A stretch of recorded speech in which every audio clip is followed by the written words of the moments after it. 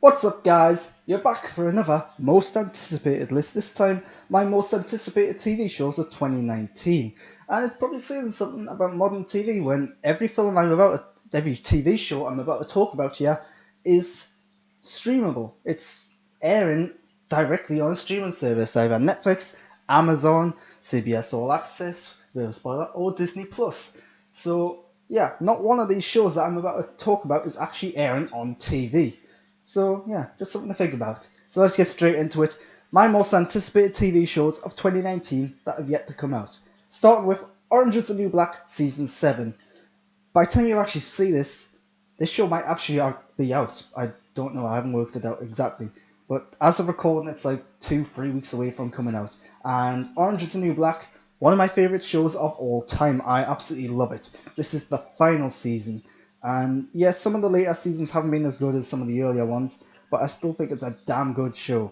The characters are so lovable, so likable. The story at this point, there isn't really much of a story anymore, so it is much more about just finding out what happens to these characters, and hopefully it wraps up pretty well. The question is, can it end on a high? Will this be one of the better seasons? Will this be one of the worst seasons? I don't think there's been a flat out bad season yet.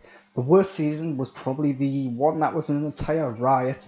It was felt just a little dragged out, but it wasn't bad by any means, I don't think. So, yeah, even if it's on that quality, this will be a decent ending, I think. And yeah, hopefully it does live up to it, because like I said, I love this show. It's one of my favourites. And of course, because of that, I'll miss it when it's gone. And there are a lot of characters in this show. This is a big ensemble character piece now. There's probably about 20 to 30 characters. They did cut out a lot of them in the last season because, kind of spoilers, they moved them to a different prison facility now. So it'll be interesting to see how they managed to wrap up so many character arcs, especially when so many of them are stuck in prison. So will they actually have a definitive ending for some of them? That'll be interesting to see. Next up, The Mandalorian. So the first ever Star Wars live action TV show. And of course it's Star Wars, I'm a big Star Wars fan, that's why this is on this list. I have seen the leaked footage from this, the trailer of sorts. It looks damn good, it looks damn impressive as well for a TV show. Jon Favreau is involved as producer, Dave Filoni's in there. You've also got Taika Waititi, Bryce Dallas Howard, they're all directing. And in front of the camera, you've got Pedro Pascal, as well as a bunch of other familiar names like Carl Weathers.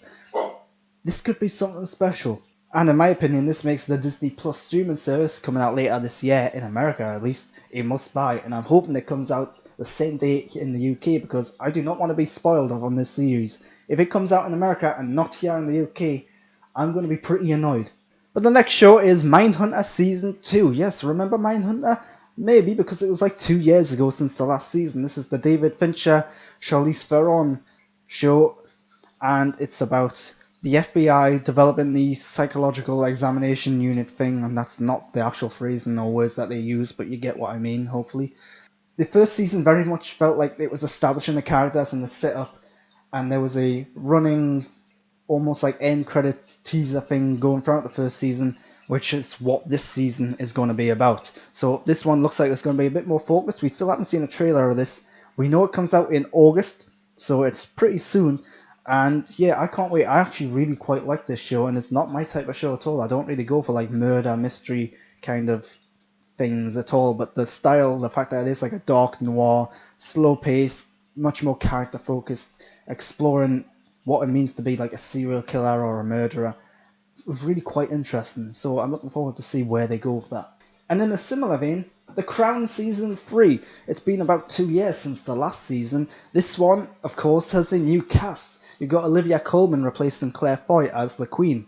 That's going to be interesting. Tobias Menzies replacing Matt Smith as Prince Philip. So again, new cast members. Will it still have the same charm and likability as the first 2 seasons? It's going to be a big risk, and they've already done Season 3 and Season 4 at the same time, I believe. Wait, no. They've cast Season 4, but they haven't started filming Season 4 as of recording. So they're going full throttle ahead with it, whether it works or not. So it's going to be interesting to see. But ultimately, the first 2 seasons of The Crown is a damn good show. It's a really good show, in fact. So we're getting more of it. Hopefully it's got the same quality. Hopefully it'll live up to the first 2 seasons.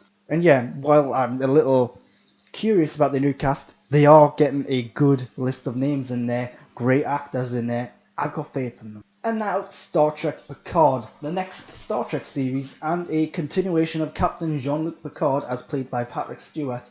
So this is a must watch for me. Patrick Stewart, brilliant actor, one of my favourites of all time, playing the role that kind of made him like worldwide famous in Jean-Luc Picard yet again. This is going to be brilliant, I think. Just to see him on screen as his character again is like a moment I've been waiting for a long, long time, because Star Trek Nemesis, his final outing as this character, not the best Star Trek movie. You'll find out in a few weeks' time where I rank this in the Star Trek movies, so keep an eye out for that. But it always felt like there was more story to tell with this character and the characters of the Next Generation, Deep Space Nine and Voyager. Hopefully we'll see some of them pop up, even if it is in small cameos or just mentions here and there. It feels like a bit of a wasted opportunity if you don't see some of those characters show up again.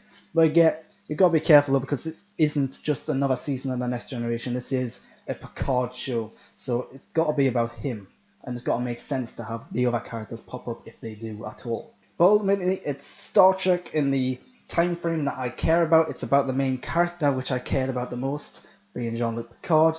It's more Star Trek. I like where Star Trek is at on CBS All Access right now. Star Trek Discovery, I think, is a brilliant show. So hopefully this is a same quality level type of show. And yeah, I can't wait for this.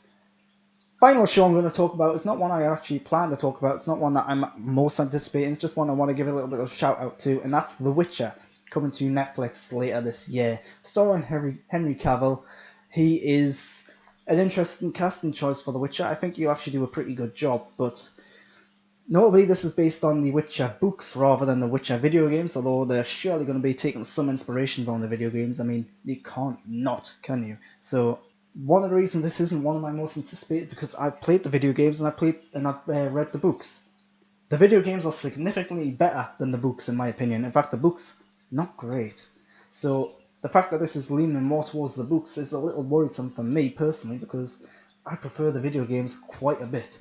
So yeah, that's why it's not on my most anticipated list, but it is something I'm curious about, something I'm definitely still going to check out. Hopefully it's good no matter what, but we'll have to wait and see. We did get some released images this week as of recording. The characters look pretty good. In fact, it's making up for some of the casting choices which I was really dubious of, because they have changed the way the characters are typically supposed to look like, and I think they've done this specifically to avoid resemblances to the characters and the way they look in the video games. So a little smart, and yeah, it's got me a little more hopeful about this show. And again, I just wanted to give it a little bit of a shout out. The Witcher coming to Netflix later this year. And that's all of the TV shows that I'm anticipating for the rest of 2019. What are you anticipating for the rest of 2019? Leave them down in the comments down below. And most importantly, please subscribe to my channel. It'll help me grow my channel. It'll help me make more content. And if you've got something you want me to talk about, if you've got a particular subject matter or topic, leave it down below as well. I'll see what I can do about that. And go over to Twitter and Instagram. Follow me at _GrantBurton if you want. I do post things every now and then. You might like some of the stuff I post, maybe not. But until next time, thanks for watching.